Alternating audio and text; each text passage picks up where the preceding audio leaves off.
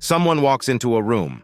Within 30 seconds, you know if they're lying, if they're nervous, if they're confident or faking it. Sounds impossible? It's not. FBI interrogators, mentalists, and psychologists use cold reading techniques to read people instantly. And I'm about to teach you exactly how they do it. By the end of this video, you'll never look at body language the same way again. Welcome back to Psych Insights. Today, we're breaking down cold reading, the art of reading people with zero prior information. This isn't magic, this isn't a guess. This is pure psychology, micro-expressions, baseline behavior, cluster analysis. I'm going to show you the exact techniques that FBI agent Joe Navarro used for 25 years, the same methods mentalists use to blow minds on stage. And you'll learn how to spot liars, read emotions, and understand people's true intentions. Let's dive in. Section 1. Establish the baseline. Here's the biggest mistake people make when trying to read body language. They look for one sign. Crossed arms means defensive. Looking away means lying. No, that's not how it works. Former FBI agent Joe Navarro calls this the biggest myth in body language. Here's the truth. You need a baseline. Everyone has their own normal behavior. Some people naturally fidget. Some people always cross their arms. Some people avoid eye contact when they're thinking. These aren't lies. This is just them. So the first rule of cold reading is establish the baseline. How? Simple. When you first meet someone, observe them in a neutral state. Ask easy questions. How was your drive here? Where are you from? Watch how they normally behave. How much eye contact do they usually make? Do they gesture a lot? Do they touch their face? This is their baseline. They're normal. Now here's where it gets powerful. Once you have the baseline, you can spot deviations. If someone who normally makes eye contact suddenly looks away when you ask about money, that's significant. If someone who never touches their face suddenly covers their mouth when discussing their alibi, pay attention. It's not the action itself. It's the change from baseline. Psychologist Paul Ekman, who trained FBI and CIA agents, found that baseline comparison increases detection accuracy by 72%. You're not reading gestures, you're reading changes. Section 2. Look for clusters, not singles. One signal means nothing. A cluster of signals means everything.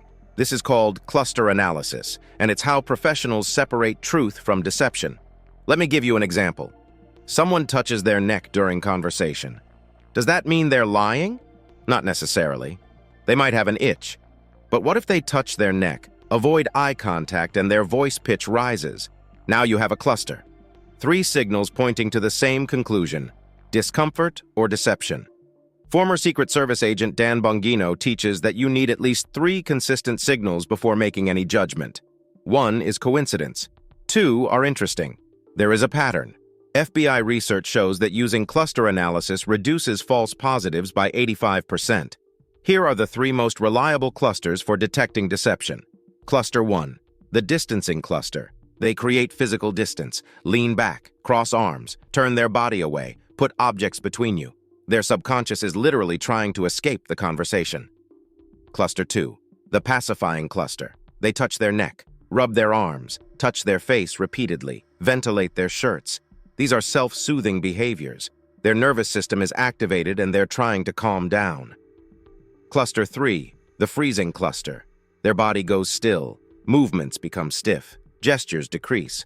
Psychologist David Matsumoto calls this the fight, flight, or freeze response. When someone feels threatened by a question, they often freeze first. Remember, one signal could be anything. A cluster is communication.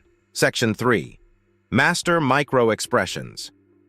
Micro-expressions are facial expressions that last less than half a second. They happen before your conscious mind can control them. Paul Ekman discovered that these fleeting expressions reveal true emotions, even when someone is trying to hide them.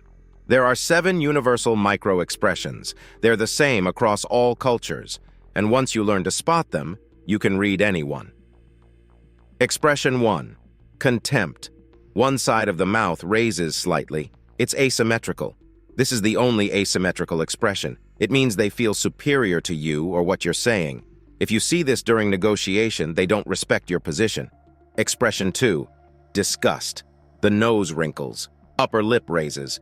This isn't always about smell. People flash disgust micro-expressions when they morally disapprove of something. Watch for this when someone discusses a topic they claim to support. Expression 3. Fear. Eyes widened, eyebrows raised, the mouth opens slightly. If someone flashes fear when you mention a specific topic, that topic threatens them somehow. Expression 4. Anger. Eyebrows lower and draw together, eyes narrow, lips pressed together. This one is usually easier to spot, but the micro version happens first before someone consciously decides to show anger. Expression 5. Sadness.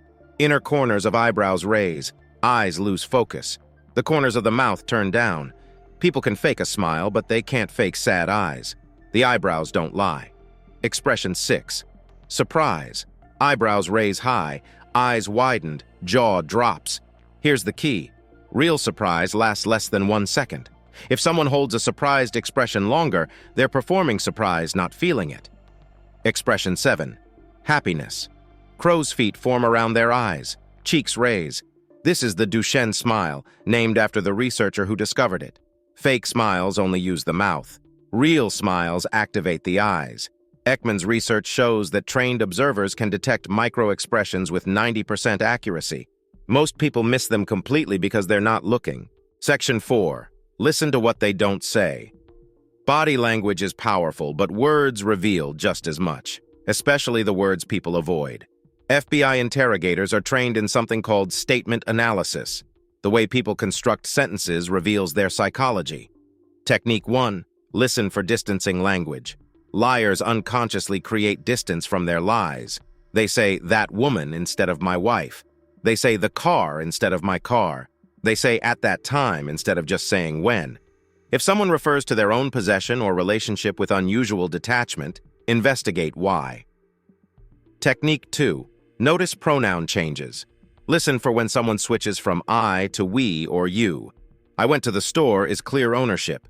"We thought it was a good idea" diffuses responsibility. When someone changes pronouns mid-story, they're either lying or hiding something. Technique 3. Watch for qualifiers and hedging. Truthful people are direct. Liars add unnecessary words. To be honest, if I'm being truthful, I'm not gonna lie. Why do they need to announce their honesty? Because they're about to lie.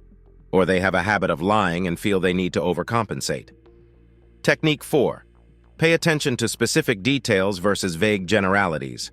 Truthful people add specific details naturally. "I was wearing my blue Nike hoodie." Liars keep things vague because they're creating a story and don't want to get caught in contradictory details. Technique 5. The never always tells. "I would never do that. I always tell the truth." Extreme language is often a red flag. Nothing is never. Nothing is always. When someone uses absolutes, they're usually overcompensating for doubt.